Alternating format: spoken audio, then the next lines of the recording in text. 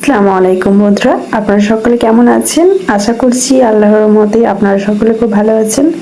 আলহামদুলিল্লাহ, আমি এবং আমার পরিবারের সবাই কিন্তু বেশ ভালো আছি।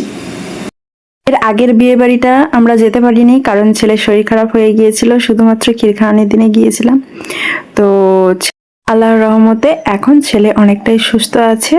তো আজ আবারও একটা বিয়ে বাড়ি পড়েছে, তো এখন সবাই মিলে রেডি হয়ে গেছি বিয়ে বাড়ি যাওয়ার জন্য। আর ছেলের এখানে ছবি তুলছিলাম, তো ছেলেকে একটু ভালোভাবে দাঁড়াতে বলছিলাম, একটু পোজ দিতে বলছিলাম, আর ছেলে দেখুন কিরকম মজা করছিল। আর বাচ্চাদের শরীর খারাপ হলে মানে মায়ের কেন বাড়ির কারোরই ভালো লাগে না। আর ছেলেরা সুস্থ থাকলে বাড়ির সবাই মানে সুস্থ। আর ছেলেরা অসুস্থ হলে মানে বাড়ির বাচ্চারা বিশেষ করে অসুস্থ হলে সবাই অসুস্থ হয়ে যায়, তাই না? তো বাড়িটা পুরো একদম ছিমছাম হয়ে যায়, কিচ্ছু ভালো লাগে না। আর এই যে ছেলে আমাকে এখানে মিটি দিচ্ছিল, আদর করছিল। তো আমি যখনই একটা মিটি দিতে যাচ্ছিলাম, দেখছিল আমি তো লিপস্টিক পরে আছে, তখনই সরে গেছে। তো আমি বেনারসিটা পরেছিলাম, আর হাজবেন্ড একটা হোয়াইট কালারের প্যান্ট আর একটা বেগুনি কালারের শার্ট পরেছিল। আর এই যে একদম রেডি হয়ে গেছি, তো আমাকে ভালোভাবে দেখাতে বলছিলাম। দেখুন ইয়ার্কি করে মুখের ভেতরে ক্যামেরা পুরো একদম নিয়ে চলে আসছিল। তো এই যে রেডি হয়ে গেছি, এরপর জুতোটা পরা হয়ে গেলেই কিন্তু আমরা বেরোবো। তো আপনাদেরকে একটু ফাইনাল লুকটা দেখিয়ে দিচ্ছি।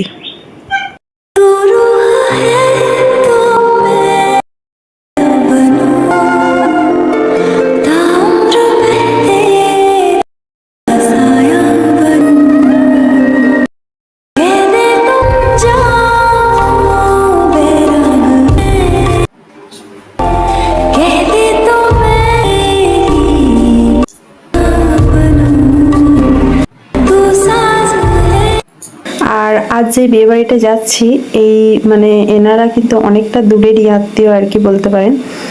তো মানে সম্পর্ক রাখলে দূরের হোক আর কাছের হোক, সম্পর্কটা থাকে। তো সেই হিসেবে মানে ওই বাড়ি আমাদের বাড়ি সবাইকে কিন্তু বলেছিল এখন ওই বাড়িতে যাচ্ছি, কারণ সবাই মিলে একসঙ্গে গাড়ি করে যাওয়া হবে। হাজবেন্ড ছেলেকে কোলে করে আগিয়ে গেছে, তারপর মা যাচ্ছে, তারপরে আমি। এখন সবাই মিলে হেঁটে হেঁটে যাচ্ছি।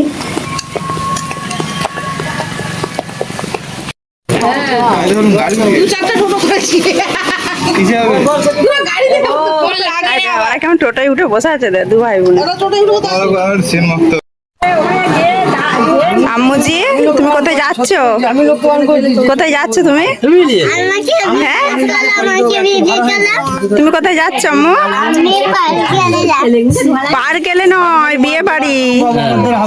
বুনির পাশটায় বসো, বুনির পাশটায় বসো না। আপনার বুনির পাশটায় বসো, ভিডিও করছি। বুনির পাশটায় বসো, বুনির পাশটায় বসো না। আম্মু, তুমি কোথায় যাচ্ছ? বিয়ে বাড়ি? হ্যাঁ, কোথায় লজ্জা ভাই বাবা। তারপর এই যে আমরা সবাই মিলে পৌঁছে গেছি এখন বিয়ে বাড়ি, আর পৌঁছে এখন বসে পড়েছি নাস্তা করতে।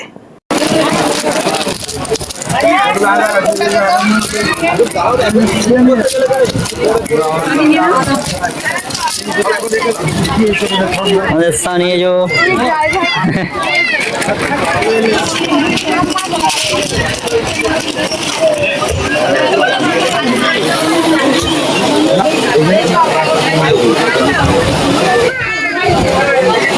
आजा दादी चौसठ बोलिलो Would like to take notes while I take totes of the marijuana smoke. Oh, you wanna choke? Gun smoke. Biggie smoke the layer, the rock slayer, the hooker layer. Motherfucker, say your prayers. आजा दादी चौसठ बोलिलो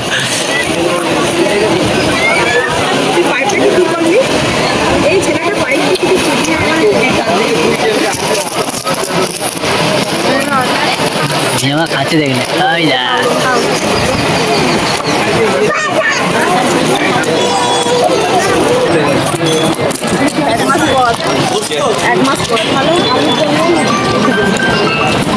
এদিকে আজহার ভাই জিজ্ঞাসা করছে যে ভিডিওগুলো যে করছো কবে ভিডিওগুলো ছাড়বে। তাই আমি বলছিলাম যে 1 মাস পর। সত্যি তাই, কতদিন আগের ভিডিও এগুলো। তো সময়ের অভাবে এডিট করতেই পারছিলাম না। সময় বলতে কি, সন্ধ্যের দিকে এবারে ছেলেকে পড়ানোর থাকে, আর সকাল থেকেই তো সারাদিন কাজ। তারপর হাজব্যান্ড এখন সকাল করে বাড়ি চলে আসে, সে কারণে মানে ওরা এত কথা বলে, তো ফোন দেখে, সে কারণে আমি ভয়েসই দিতে পারি না।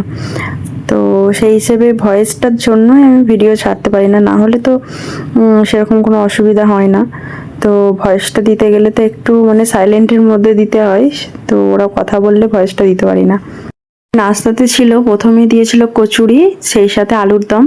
তো আলুর দমটাও খুব ভালো হয়েছিল, মানে সমস্ত কিছুই কিন্তু খুব সুন্দর হয়েছিল, রান্না বান্না দারুণ হয়েছিল।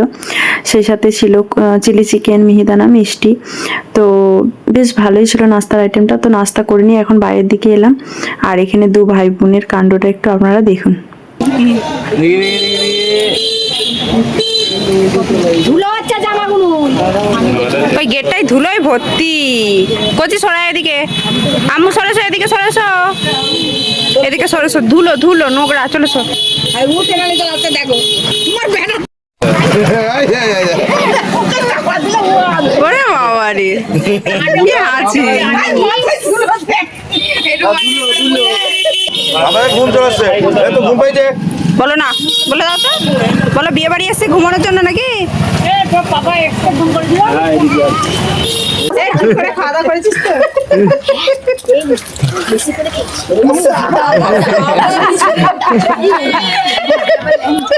নাস্তার পর সবাই মিলে এখানে অনেকক্ষণ ধরে আড্ডা মারলাম, গল্প করলাম। তো তারপর এদিকে মেজমা ফোন হারিয়ে ফেলেছিল, তো ফোনটা নাস্তা করতে করতে টেবিলেই রেখে চলে এসেছিল। তো আমি ছেলেকে খাওয়াচ্ছিলাম বসে বসে অনেকক্ষণ ধরে। তো লাস্টের দিকে আমরা আসছিলাম, দেখছিলাম টেবিলেই মেজমার ফোনটা রয়েছে। তো তারপর আমার হাজবেন্ডই নিয়ে রেখেছিল। তো ওরা কেউ জানে না, চারিদিকে ফোন খুঁজছিল, আমরাও কিছু বলিনি। তো তারপর লাস্টের দিকে দিয়ে দিয়েছিলাম। তো তারপরে এই যে খাওয়া দাওয়া করতে আবার বসে পড়েছি। তো খুব ভালো আইটেম ছিল, আপনাদের সঙ্গে মেনু কার্ডটা শেয়ার করলাম, আপনারা দেখে নেবেন। তো খাওয়া দাওয়া করে তারপর ফিরেছিলাম বাড়ি। তারপর এই যে রাত্রে ডিনার করতে বসে পড়েছি, আর রাত্রে আর বেশি কিছু রান্না বান্না করিনি। তো গরম গরম ভাত করেছিলাম, সে সাথে আলু মেখেছিলাম, আর ডিম ভাজা ছিল, আর ডাল। তো যেহেতু দুপুরের খাওয়া দাওয়াটা খুব হেভি ছিল, তো সে কারণে রাত্রে আলু ভর্তা দিয়ে ভাত খেতে কিন্তু ভালোই লাগছিল। গরম গরম ভাতের সঙ্গে আলু মাখা হলেই ভাত খাওয়া হয়ে যাবে। The next day.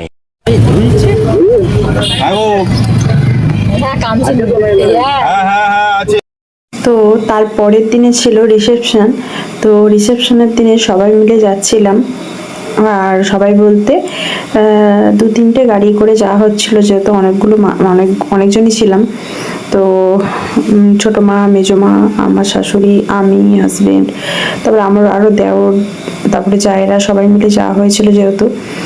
তো এই যে দেখতে পাচ্ছেন এখন রাস্তায় রয়েছি, আর আমি এই শাড়িটাই পরলাম শিল্পার রিসেপশনের দিনে, যেই শাড়িটা পরেছিলাম তো সেই শাড়িটাই পরলাম। তো আমি আজকে বাড়িতেই মানে রেডি হয়েছিলাম। আর এই যে আবরাজ ওর দাদানের সঙ্গে সামনে বসেছে, আর আমার মেজ শ্বশুর গাড়িটা চালাচ্ছিল, আর আমি, আমার হাজবেন্ড আর আমার শাশুড়ি মা পেছনে বসেছিলাম।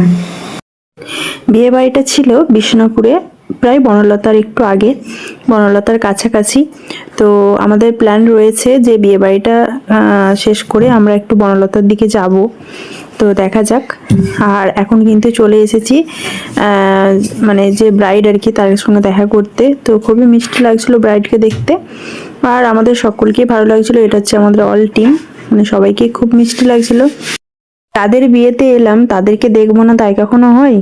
তো চলে এলাম দেখা করতে। আর এই যে ব্রাইড হচ্ছে এটা, আর ব্রাইডকে খুবই মিষ্টি লাগছিল দেখতে, আপনারা দেখতেই পাচ্ছেন। তো সে সাথে আমাদের গিফট দেওয়া হলো, ছবি তোলা হলো।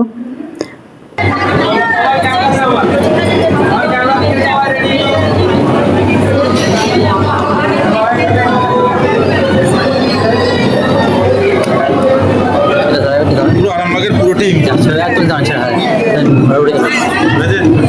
ভিডিও করে।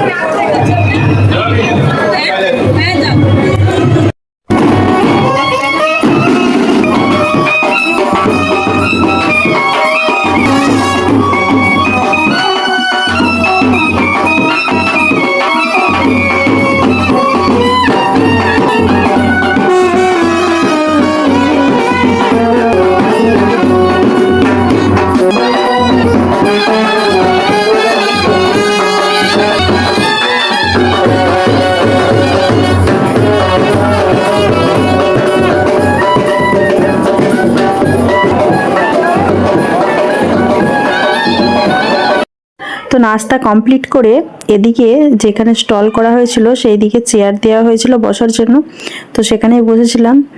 আর এখানে স্টলের মধ্যে ছিল ফুচকা, তারপর কফি। তো এই যে কফিও খেলাম না, ফুচকাও খেলাম না, কারণ নাস্তা করে পেট ভীষণ চাপ ছিল। তো তারপর এই যে রাস্তার ধারেই যেহেতু, তাই রাস্তার ধারে এসে সবাই মিলে একটু বসেছিলাম। তখন অতটা ঠান্ডা পড়েনি, ভীষণই গরম লাগছিল, তো সে কারণে একটু রাস্তার ধারে বসেছিলাম, এখানটা একটু হাওয়া দিচ্ছিল, তো সেই জন্য এইখানেই সবাই মিলে বসেছিলাম।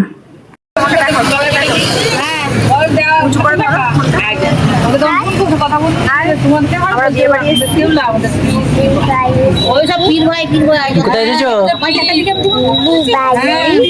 আর আজকের বিয়ে বাড়িতে প্রচুর লোক হয়েছিল, তো সে কারণে সবাই বলল যে চলো সবাই খাওয়া দাওয়া করে নিই, কারণ যত সময় বাড়বে তত ভিড় বাড়বে। তো সে কারণে এই যে চলে এসেছি। আর এই যে মেনু ছিল, আজকের মেনু কার্ডটা আপনাদের সঙ্গে শেয়ার করলাম, তো আপনারা একটু দেখে নেবেন। তো এক এক করে আইটেমগুলো দিয়ে যাচ্ছে, আর আমরা খাওয়া দাওয়া স্টার্ট করে দিয়েছি। আর প্রচণ্ড পরিমাণে গরম ছিল, আর যেহেতু নাস্তাটা খুব ভালোভাবে করে ফেলেছিলাম, তাই দুপুরে একদমই খেতে ইচ্ছা করছিল না। তো তবুও কি করব, খেতে তো হবে, তো অল্প করে খেয়েছিলাম। আর এই যে আর প্রত্যেকটা আইটেম ভালো হয়েছিল, খুব মানে ভালো লাগছিল, ফ্রেশ ছিল। মাছটা চিকেনটা সবই ভালো লাগছিল, রান্নাবান্না ভালোই হয়েছিল।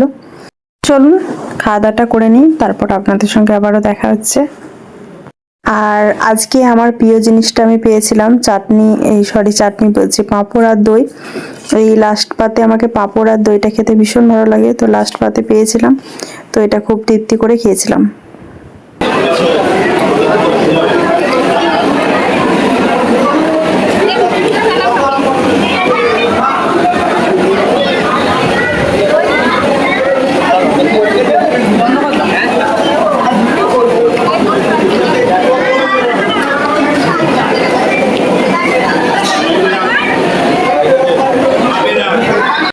জয়পুর, তারপরে বনলতা। খাওয়া কমপ্লিট করে সবাই মিলে চলে এলাম বনলতার দিকে।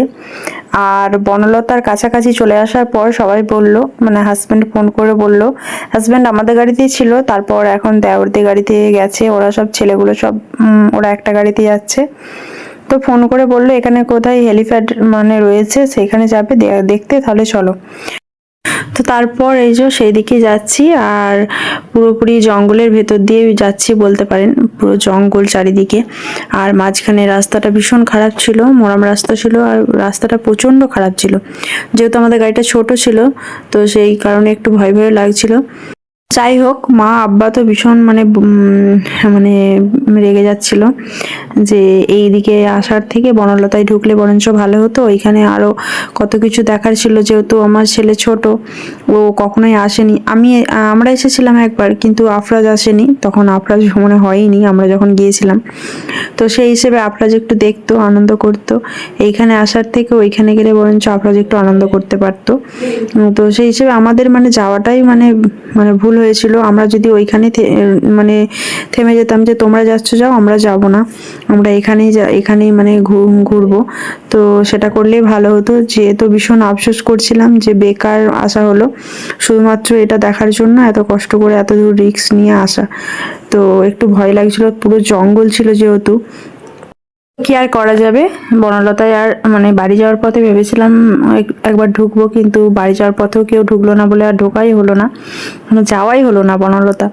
তো কি আর করা যাবে, এই হেলিপ্যাডটাই কপালে ছিল, হেলিপ্যাডটা দেখেই বাড়ি ফিরলাম। তো এই হচ্ছে হেলিপ্যাড, তো আপনারা দেখতে থাকুন।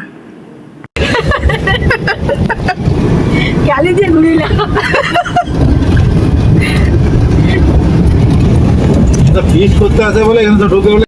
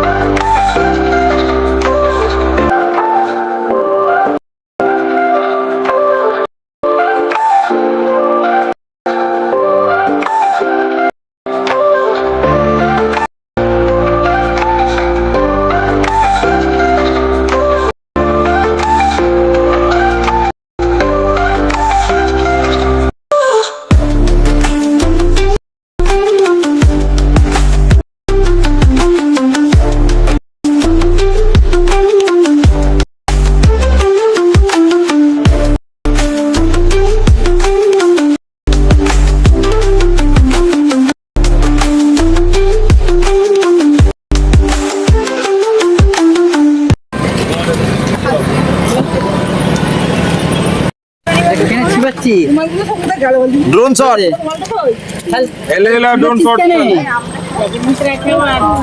গু আছে ড্রোন শট ড্রোন শট এ ড্রোন শট এমনি কর এমনি কর কোচে বালিশ আছে দেখো না বালিশটা নাই ড্রোন শট হ্যাঁ হেভি লাগছে দূর থেকে। ভিডিওটা ভালো আসছে এ মুন্না একটা গাড়িটা চালিয়ে লিচু একটু